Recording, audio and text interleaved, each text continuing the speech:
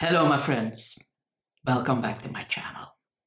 Sorry, I've been away for a while, but life sometimes gets in the way and gives you a couple of kicks and makes it very hard to concentrate on reading and to focus on reading. And it took me a while to have everything settled. I needed to get the dust settled, and it's better now, although still haven't found a job, but I will talk about this afterwards. First, I want to focus on the two books that I've read yesterday, two absolutely brilliant books. Yes, it took me a while to read, and suddenly I felt like reading again, and there you go, two books in a day. So the first book that I've read is Nonfiction, a novel by Julie Meyerson. What a book this is. This is the type of book that takes your heart and rips it out in one go. Oh my God. So I struggled a little bit to get into the book, but once I realized what it was about, then I was fully immersed into the story. It is written in the what you call it. I can't remember the name in English. Sorry, it has been a while since I've spoken English. So yeah, it's in the, we call it the you form. So you go up the stairs and you say this and you do that. So that's the first part of the book. It is in 4 chapters. And the first part is in you do this, do that. And the more you read, the more you realize that the author is probably also the mother of the person she is talking about, which is her daughter. And her daughter is struggling with an addiction. And an addiction, as you know, is not only affecting the person who has it, but also the people around that girl, especially the people who love her. And she talks about the effect it has on the entire family and on the couple, the father, mother and father. And then more and more you learn, when you go further in the book, you learn also a lot about the woman who is telling the story. I assume it is the author, but the woman in the book is also the author, an author who is a storyteller. And she was married early on, but then the more you get into the book, you realize that the marriage was not exactly ideal either. That was Bob the Booker. Brilliant novel, very, very crisp language, very beautifully written, very heartfelt, very warm and full of love, but also non-apologetic. You quickly realize that the mother isn't perfect either. The marriage isn't perfect. That doesn't exist, a perfect marriage. You can say that you have a perfect marriage. There's always something happening in a marriage, and maybe you always get out of it and you work through it and you understand each other, but you can't hardly call it perfect. And yeah, it's a really beautiful, beautiful, beautiful novel. Heartbreaking, 100%. Very well written, very clever the way it is built. And yeah, I highly, highly recommend that book. The second book is Whale Fall by Elizabeth O'Connor. Elizabeth O'Connor is, I believe, a Welsh author, and this is her second book, I think, or her first. I think it's her second. Now, this story is set in 1938 in Wales, but on a very remote island where only a couple of people, a couple of families live, 20, 30 people maximum. And at a certain point, a whale is stranded on the beach, and nobody saw it happening. Not even the lighthouse, the people from the lighthouse, not even the fishermen who go out at night. So nobody noticed it, and then suddenly there it is. There is the whale, and everybody is fascinated by it and goes up and see it. But there's a tale that is told there that you are not allowed to take anything from the beach. So they leave the whale as it is, because if you take something from the beach, something bad will happen. And then a couple of weeks later, or 1 or 2 weeks later, two English scholars come there to investigate how people are living on that island in that remote and very close community. And they befriend the main voice of the book. And the main voice of the book is dreaming of having a life ashore, so not on the little island. She's also quite bright, and yeah, she has a dream of living her life in either in England or in Wales, but not on that little island. She wants to work, she wants to have a career. And then there's also a rumor that there will be a war.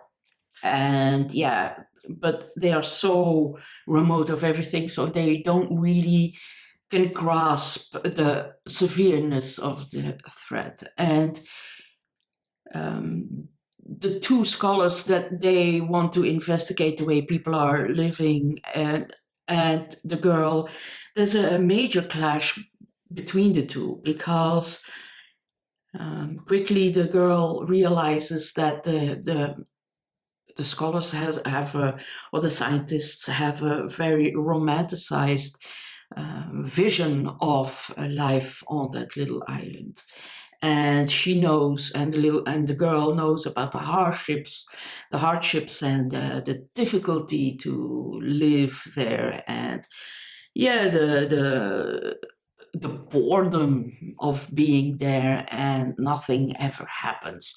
Can you imagine if you're 18 and nothing happens in your life except for a whale that is stranded on a beach? Well, you wouldn't be too happy either, I guess. The prose, the language she uses is magnificent. It is stellar. It is top shelf work. It is absolutely class. The text is full of Welsh words and Welsh stories, and you learn a tremendous amount about life on a little island. Although this island in the book is not an existing island, but she really, the author, Elizabeth O'Connor, really writes that well that you are immediately immersed in the harshness of that life on the little island. So yeah, that was also a brilliant book. For me, a 4.5 stars. And I highly recommend it to read it. You will love it. If you love reading that kind of stuff, it is absolutely brilliant. And also the way the girl looks at people from the outside is, she is so intelligent. Absolutely beautiful. Now I am reading currently reading Caledonian Road by Andrew O'Hagan.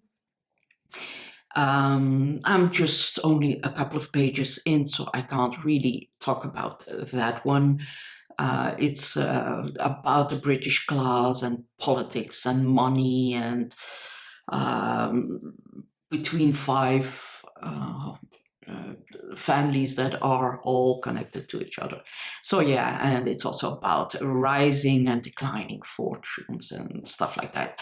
I hope that I like it, some don't. So yeah, I'm I will give it a shot. And then I also need to read this week Demon Copperhead, because in my real life book club, this is the next book that we will discuss, and I haven't started reading it yet. And I will also start reading the Pillow Book by Caledonian for Classics and Company. So yeah, that's about it. Now, private life. Well, as you know, and as I said before, I'm still looking for a job. I did lots and lots and lots of testing. There was one library job that I wanted that was close by. I didn't get that one, but I'm a first reserve, which means that within the next 2 years, whenever there's a positioning opening up, they have to offer me a contract, and it's up to me to take it or not take it. So that's good, I think. And the job that I applied for, actually, when I realized the hours, it was impossible to combine it with another job, even though it was a part-time job, but it was over 4 days, and often it was like it was difficult to combine with another job. And then there was another job that I really wanted to do. I made some beautiful tests there. I even had an IQ test and everything. And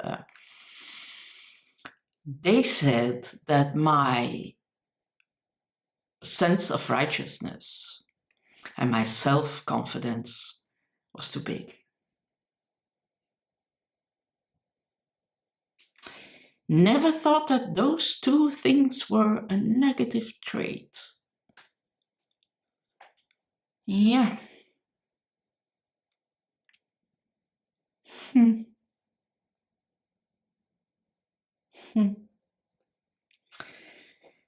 So yeah, maybe I dodged the bullet there. We will never know. I think so.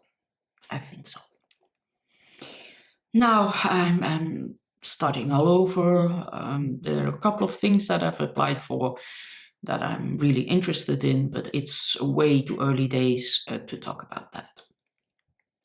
Then I went to see a friend, and she wanted to show me her garden, and I want to share the beautiful garden with you. So here is a clip.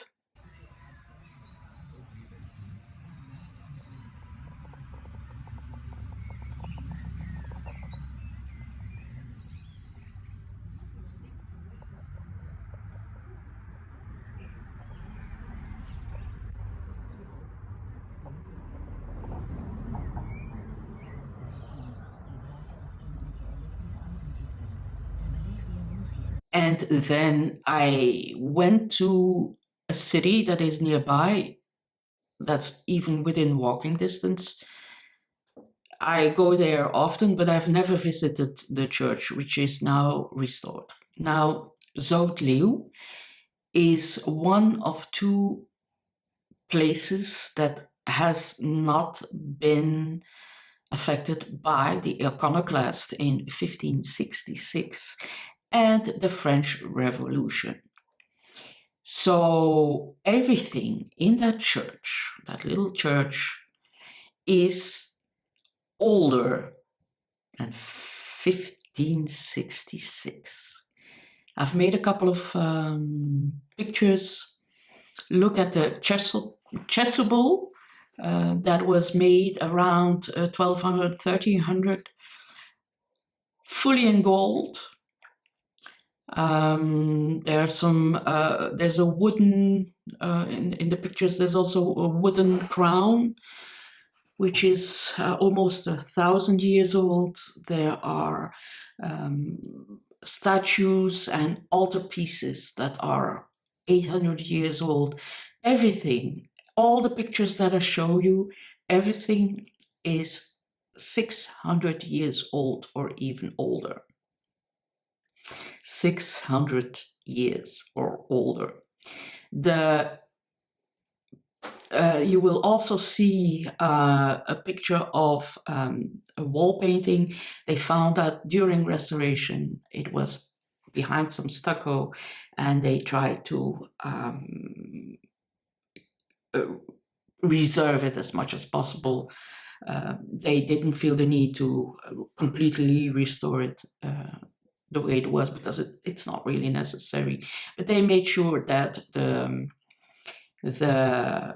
colors won't fade anymore and everything, and it's stunning. I was really blown away by that little church, who is actually only a couple of miles away.